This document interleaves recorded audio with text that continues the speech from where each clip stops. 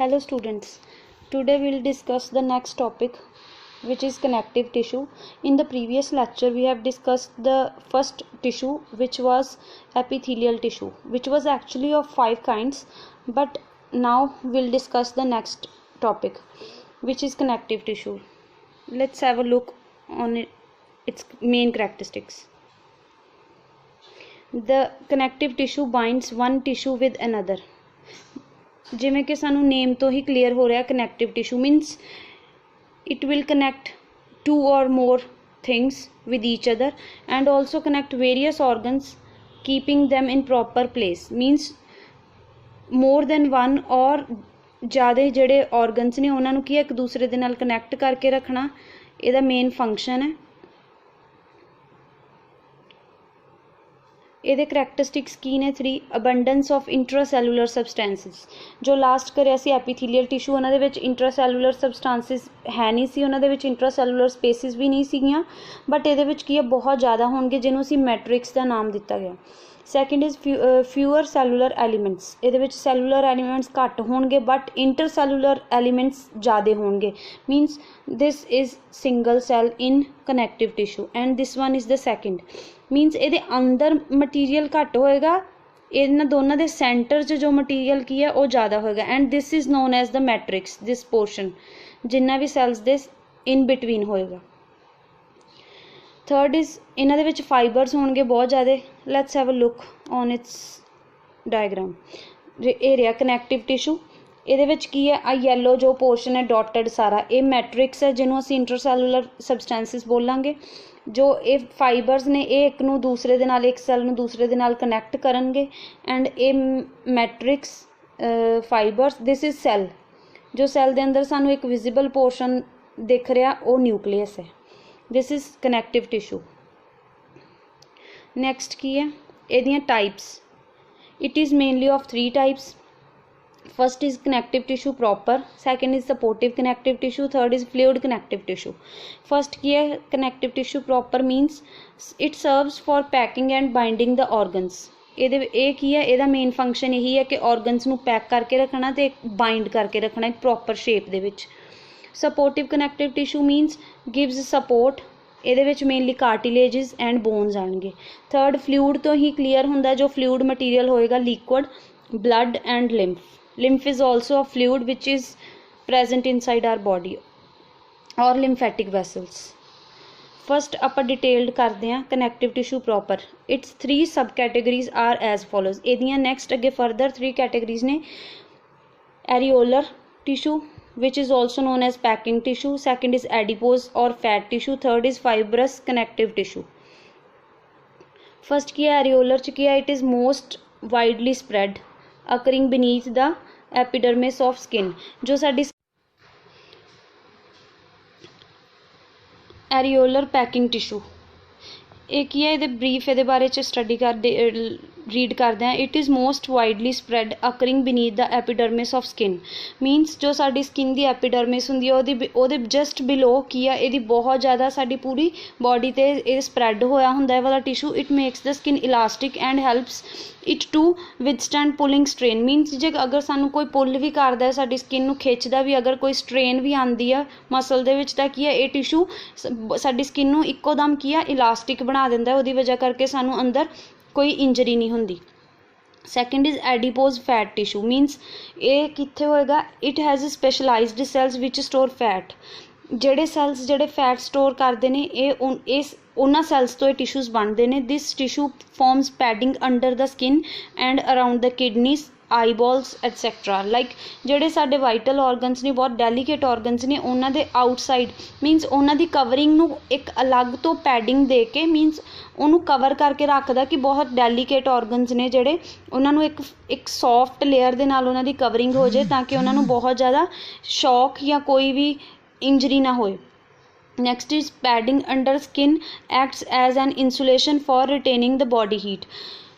ਜੋ padding under the skin ਹੁੰਦੀ ਹੈ ਸਾਡੀ ਐਪੀਡਰਮਿਸ ਦੇ ਨੀਚੇ ਜਿਹੜੀ ਹੁੰਦੀ ਹੈ ਸਕਿਨ ਇਹ ਵਾਲੇ ਟਿਸ਼ੂ ਦੀ ਫੈਟੀ ਟਿਸ਼ੂ ਦੀ ਇਹਦਾ ਫੰਕਸ਼ਨ ਇਹੀ ਹੈ ਕਿ ਜੋ ਇਨਸੂਲੇਸ਼ਨ ਦਿੰਦੀ ਹੈ ਇਨਸੂਲੇਸ਼ਨ ਪ੍ਰੋਵਾਈਡ ਕਰਦੀ ਹੈ। ਇਨਸੂਲੇਟਰ ਉਹ ਹੁੰਦੇ ਨੇ which doesn't readily allow the passage of anything ਮਤਲਬ any heat shock or et cetera.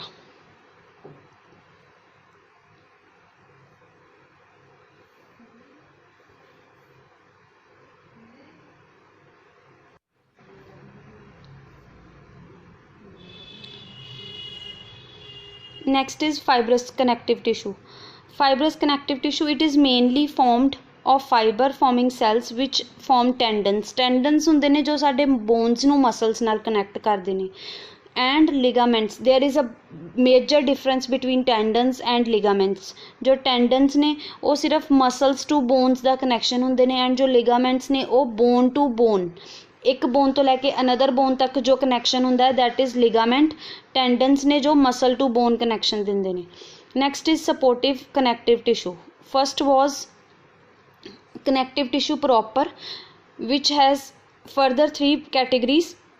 Next is supportive connective tissue. First ਇਹਦੀਆਂ 2 ਟਾਈਪਸ ਨੇ ਫਰਦਰ ਕਾਰਟਿਲੇਜ ਐਂਡ ਬੋਨ। ਇਹ ਸਿਰਫ ਸਾਡੀ ਬੋਡੀ ਨੂੰ ਸਪੋਰਟ ਦਿੰਦੇ ਨੇ ਦੋਨੋਂ। Cartilage is non Porus, bonus ਜਿਹੜੀਆਂ ਪੋਰਸ ਹੁੰਦੀਆਂ ਨੇ ਮੀਨਸ ਕਾਰਟਿਲੇਜ ਦੇ ਵਿੱਚ ਇੱਦਾਂ ਦੇ ਪੋਰਸ ਨਹੀਂ ਹੋਣਗੇ, ਐਬਸੈਂਸ ਹੋਏਗੀ ਪੋਰਸ ਦੀ।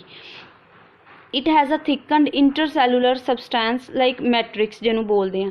ਇਹਦੇ ਵਿੱਚ ਬਹੁਤ ਮੋਟਾ ਇੰਟਰਸੈਲੂਲਰ ਸਬਸਟੈਂਸ ਹੁੰਦਾ ਜਿਹੜਾ ਕਿ ਆ ਮੈਟ੍ਰਿਕਸ ਇੱਥੇ ਯੈਲੋ ਪੋਰਸ਼ਨ ਦਿਖਾਇਆ ਗਿਆ। ਕਾਰਟਿਲੇਜ ਵਿੱਚ ਇਹ ਬਹੁਤ ਜ਼ਿਆਦਾ ਹੋਏਗਾ। It has no blood vessels, ਇਹਦੇ ਵਿੱਚ ਕੋਈ ਬਲੱਡ ਵੈਸਲਸ ਜਾਂ ਨਰਵਸ ਨਹੀਂ ਹੋਣਗੇ। Cartilage is semi transparent and elastic. ਇਹਨੂੰ ਅਸੀਂ ਇਹਦੇ 'ਚ ਇਲਾਸਟਿਸਿਟੀ ਵੀ ਹੁੰਦੀ ਹੈ ਅਤੇ ਸੈਮੀ ਟਰਾਂਸਪੇਰੈਂਟ ਲਾਈਕ ਸਬਸਟੈਂਸ ਹੁੰਦਾ ਹੈ। Cartilage R found in the tip of the nose, external ears, trachea, bronchial tubes between the vertebrae and at the end of long bones. means ਜਿਹੜੀਆਂ ਸਾਡੀਆਂ soft bones ਨੇ like ਅਸੀਂ year ਦਾ outside external portion ਜੋ ਸਾਨੂੰ visible ਹੁੰਦਾ ਹੈ ਜਿਹਨੂੰ ਅਸੀਂ ਪਿੰਨਾ ਬੋਲਦੇ ਹਾਂ ਉਹਨੂੰ ਅਗਰ ਅਸੀਂ ਮੂਵ ਕਰਕੇ ਦੇਖੀਏ ਆਪਣੇ ਹੈਂਡ ਦੇ ਨਾਲ ਤਾਂ ਕੀ ਆ ਉਹ ਮੂਵੇਬਲ ਬੋਨ ਹੈ ਬਹੁਤ soft that is actually a cartilage. Next is bone. Bone is a hard porous tissue. Bone ਇੱਕ ਬਹੁਤ ਹਾਰਡ ਟਿਸ਼ੂ ਹੁੰਦਾ ਹੈ ਜਿਹਦੇ ਵਿੱਚ ਬਹੁਤ ਸਾਰੇ ਪੋਰਸ ਹੁੰਦੇ ਨੇ ਲਾਈਕ ਇੱਦਾਂ ਪੋਰਸ ਹੁੰਦੇ ਨੇ ਹੋਲਸ ਜਿਹਨੂੰ ਕਹਿ ਸਕਦੇ। It has a good supply of blood vessels and nerves. ਇਹਦੇ 'ਚ ਬਹੁਤ ਜ਼ਿਆਦਾ ਅੱਛੀ ਸਪਲਾਈ ਹੁੰਦੀ ਹੈ ਬਲੱਡ ਵੈਸਲਸ ਦੀ ਐਂਡ ਨਰਵਸ ਦੀ। It consist of both living cells called osteoblasts and a rigid mass of inorganic salts. Osteoblasts ਉਹ ਸੈੱਲ ਹੁੰਦੇ ਨੇ ਜਿਹੜੇ ਸਿਕਰੀਟ ਕਰਦੇ ਨੇ ਸਬਸਟੈਂਸਿਸ ਆਫ ਬੋਨ ਦੇ ਸਬਸਟੈਂਸਿਸ ਨੂੰ ਸਿਕਰੀਟ ਕਰਦੇ ਨੇ ਜਿਹਦੇ ਨਾਲ ਬਾਅਦ 'ਚ ਓਸਟੀਓਸਾਈਟਸ ਬਣਦੇ ਨੇ। Osteocytes are the bone cells. Bones ਦੇ ਅੰਦਰ ਜੋ ਸੈਲਸ ਹੁੰਦੇ ਨੇ ਉਹਨੂੰ ਓਸਟੀਓਸਾਈਟਸ ਬੋਲਦੇ ਨੇ। Osteo word is related with bones. ਜਿੱਥੇ ਵੀ ਓਸਟੀਓ ਵਰਡ ਹੋਏਗਾ means something is about the bone. It consists of both living cells called osteoblast. ਇਹਦੇ 'ਚ osteoblast ਹੋਣਗੇ and rigid mass of inorganic cells ਹੋਣਗੇ। Next is third one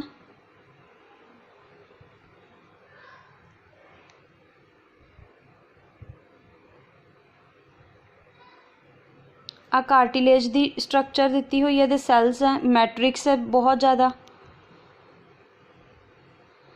third structure bone ਦੀ ਹੈ matrix ਦਿੱਤਾ bone cells ਦਿੱਤੇ ਨੇ।